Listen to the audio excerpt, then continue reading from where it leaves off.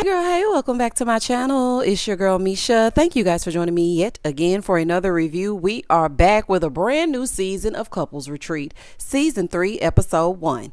Listen, I have reviewed every single season of Couples Retreat. Something about it just draws me to it. It's like a quick little kiki, honey. We can get into it, see what's happening. And what really drew me to this season is I wanted to see what was going down with Apollo and Shireen. Okay, so that's the reason why I decided to review it, and I hope y'all enjoy it. And child, let's get into it if we gonna get into it.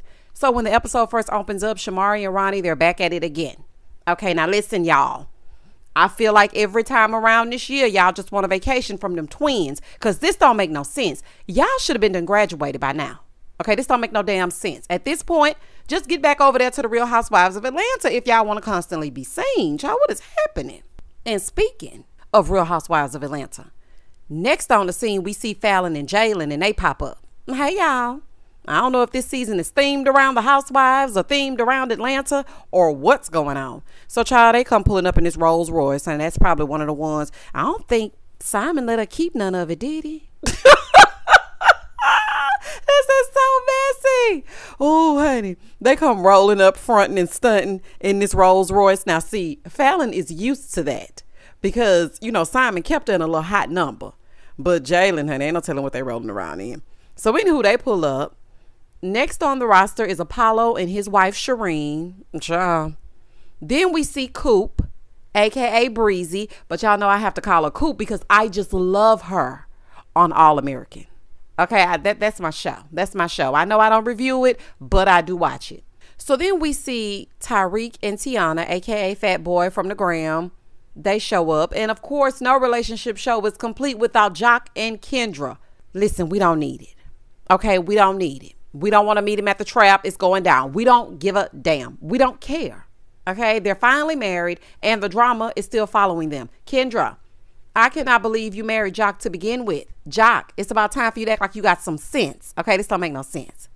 In the next scene, everybody's getting to their suites and they're looking around. They're at the Palms Casino in Las Vegas. The accommodations are really, really nice. They have them set up nicely. And over in Shireen and Apollo's room, she's telling us that they met a year before he went asunder. She's like, yeah, we met a year before he went to jail and we became friends. Was that around the time when Phaedra was in that club listening to Demetria debut a video with no sound? Okay, a music video with no music. And he came in there and Phaedra was like, oh, they must be cleaning the streets if Apollo's not running them. So was he running around with you? Because I remember that season. And I don't know, child. I don't know. I don't know if y'all was friends first or not. But anywho, she said she held him down. I mean, well, I'm glad you held him down, child, because Phaedra Parks Esquire dropped him like a hot potato. In Jaylen and Fallon's room, she's talking about getting married. Girl gone. He's acting like, nah, I don't remember I said I wanted to get married. She was like, yeah, I mean, we used to have sex like 7 times a day. I don't see it. I don't see it. Nothing about little bitto Jaylen would get me aroused. Not nothing. You know, but to each their own, honey. If y'all want to play hopscotch and then hop in the bed, it's cool. But for me and mine, it's a hell no. Moving forward. Fallon, also, the people want to know if old Simon was telling the truth about you and Jaylen creeping. So I creep. Well, y'all creeping or not? Okay, now it don't matter because y'all done broke up. But since we're here, just go and give us the timeline because everybody's timelines are not timelining. Portia says she fell in the DMs because y'all were falling apart. Simon says you were already over there and you was doing what you was doing and that's how you got pregnant. Honey, we just want to know. Okay, so while we're here, just tell us what it is because we just really want to know. Over with Shamari and Ron, they're getting the couples together for their first activity. And at this point, they're the marriage ambassadors, but it's looking like they may need to join the fold as well. Because every single time they come back, they're still talking about the same damn things. So they all get these video messages from AJ about how they're going to be getting started. So all the couples get together. Breezy and Chris, they show up first. And, you know, they're just talking, joking about them eloping in Vegas. Chris is all for it. Breezy is like, nah, I'm good. Okay, I do not want Shamari and Ronald DeVoe and they showed the bouncer, honey, that bankhead bounce to marry me. No, thank you. So then Fallon and Jaylen, they show up next. And she was like, yeah, I just really don't trust people easily anymore. After the way Portia was in my pool and smoking my hookah. No, she didn't say that. She didn't say that. But I'm never going to forget that scene, baby. Portia was wearing the hell out of that bathing suit. She came to that house knowing she already knew that floor plan. Simon was looking real creepy in the background, sitting up there just plotting, thinking and blinking. And, their relationship was born. Shout out to P. Willie. Over on the other side, Apollo and Shireen and Jock and Kendra, they join, and it's time to get started. So the ladies are on one side, the men are on the other. The ladies are over there talking, and Fallon is telling them, she's 9 years older than Jaylen. Girl, Jaylen looks 12. So how old are you? Then we also find out that Apollo got married 9 days before they actually got to the retreat. Kendra over there whining. We don't give a damn, Kendra. We don't care. Okay? You know what it was when you signed up. Shout out to Drake. You already knew what time it was. So you went over there and got Jock out the trap. And now it's been going down ever since. Honey, pun intended. So you get what you get and you don't pitch a fit. Girl, I don't want to hear it. Shamari is trying to fill them in on what's in store as far as AJ is concerned. Honey, a whole bunch of foolishness. Side note, Shamari done got a little slim thick with it. Okay, outfit. Baby, she was looking good. And me and Shamari, we're the same age. I think Shamari may be 41 though. But baby, she was looking good with that grown woman weight. I said, okay. Honey, show them how they do in your 40s. So then all the couples meet up with AJ. And they get to their first exercise. Now, me personally, I don't think AJ is effective, but let's see what she gives this season. Okay, because I just don't be really feeling like she be getting to the nitty gritty, but I might be wrong. Another side note that's neither here nor there. Okay, Tiana, Fat Boy's fiance, is it me or does she kind of remind y'all of Duffy from Basketball Wives? I don't know. They kind of favor to me like they could be sisters. When I was watching her in the confessional, I was like, she looks just like DJ Duffy. It might just be me, but I just want to throw that in there. Moving forward. So AJ tells us she had all the couples Zoom her before they came to the retreat so she could get a head start on what their issues are. So she has one couple come up to say what vows they broke. All of them. Honey, and that's Jock and Kendra. He's like, I don't really think I broke no vows. Be very for real right now. Okay? And Kendra, Carly Red, old ass Carly Red. Y'all remember when Jocelyn used to call Carly Red old ass Carly Red? Oh, child, it's so funny to me. Anywho, Carly Red tried to tell y'all, and she tried to tell you, Kendra, but you didn't want to listen. So Kendra's like, Jock doesn't take any accountability, and he really just hates to hear about his wrongdoings, but I got to hear about it every 5 minutes, especially on social media, and he just wants it all to disappear. Baby, he's just here to get a check at this point. Apollo and Shireen come up next, and Apollo says that she doesn't follow the life after lockup vows that he had put in place, honey. He was like, she ain't listening. I told her what I was going to do, and I got out the pen, and now she acting like she don't know. So it's giving very much, I told y'all what I was going to do after life after lockup, and you ain't acting right. Moving forward. Fat Boy and Tiana, they come up, and he tells us that she cheated on him. She basically says she got her lick back because he cheated while she was pregnant. Baby, that's one of the most low down things you can ever do. Do you hear me? And I experienced it firsthand. That is a hurt that nobody can understand unless you have lived through it. To be cheated on while you are pregnant, while you are creating a damn life and the life is yours. You helped me create it and you gonna cheat? Oh, hell nah, honey. If I got to do tit for tat, then I'm out. I just can't do it. I just cannot do it. I won't do it. Let me put it like that. I probably could do it, but I won't do it.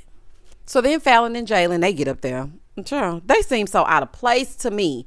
It's like they don't even seem like adults. Like I know that they are, but they just don't seem grown up. She said he's not very affectionate. Now riddle me this. How y'all have sex 7 times a day, but he not affectionate? Okay. He was like, yeah, I've never been affectionate. AJ said, okay, if I call 3 other women, would they say the same? Baby, I know that's right. Because, see, they try to act different depending on who they get with. And I'm going to tell you right now, Jaylen is an opportunist. He was loving all that drama way back when everything was going down, arguing with Simon, pre-veneers. He just wanted to fight, okay? He wanted fame. Now his IG says, liked by Jaylen and others. But when the drama was going down, baby, he was getting thousands and thousands and thousands and thousands of likes. But once the drama has subsided, now he done switched it to others. And now he done switched up on Fallon. Moving forward. So Ronnie and Shamari are back in the hot seat. She's telling AJ he isn't an active listener. If y'all were watching this episode, you should have taken a shot every time Shamari said active listener. I'm like, oh my gosh, ma'am. How many times are you going to say active listener? She said he's not an active listener or an effective communicator. Ronnie's still trying to control Shamari with his archaic gender roles. Shamari should not be tied to home while you are out shoulder bouncing and 5, 6, 7, and 8 with your group. She should be allowed to live her dream as well. Like, that's not cool.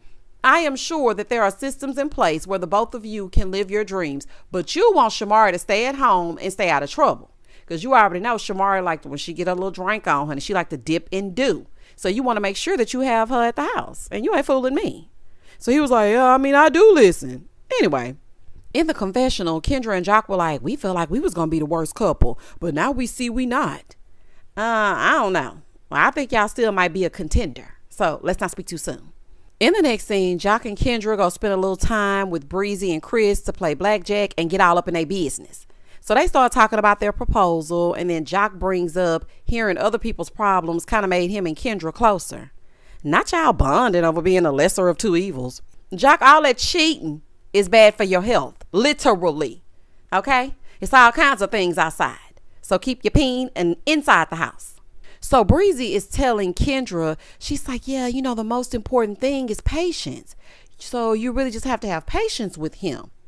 Kendra goes, Jock is almost 9 years older than me.